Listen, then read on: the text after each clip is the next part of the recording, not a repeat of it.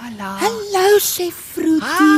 Hallo, julle. Ek is so bly dat ons weer by jou kan kom kuier.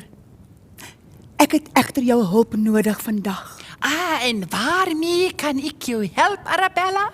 Chef Fruity, ek wil graag vir my kerel iets spesiaals gee om vir hom te sê dat ek vir hom lief is. Maar ek weet nie wat nie. Nou, jy is op die regte plek.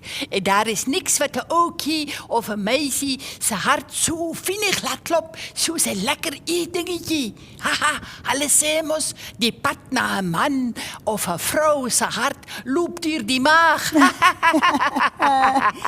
Dit klink na 'n baie goeie idee, Chef Fruity. Wat van aardbeie wat in sjokolade gedoop is?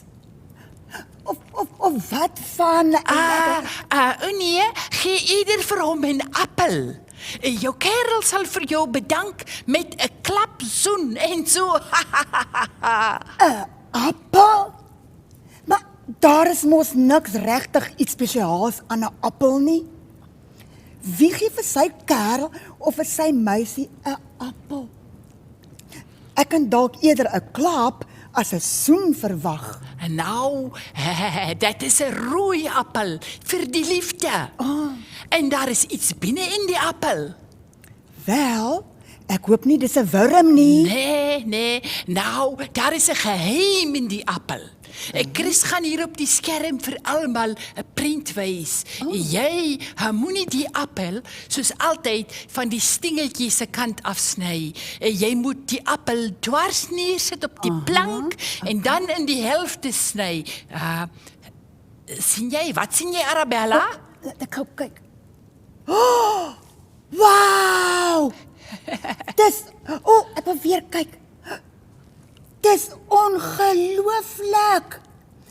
Daar is 'n ster binne in die appel. Sien jy? Al wat jy nou nog moet doen is om aan iets moois te dink om vir hom te sê.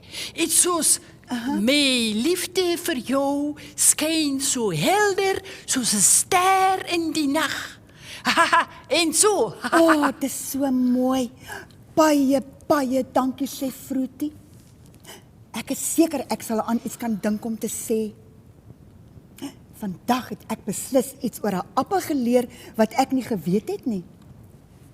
Ek gaan 'n heel appel vat en 'n mooi rooi stryk daarom sit met 'n kaartjie wat sê: kyk binne in die appel. God sit ook iets, of sal ek sê ieder iemand binne in ons wanneer ons sy kinders word. Dit is die Heilige Gees. Die Heilige Gees. Ja, die Heilige Gees.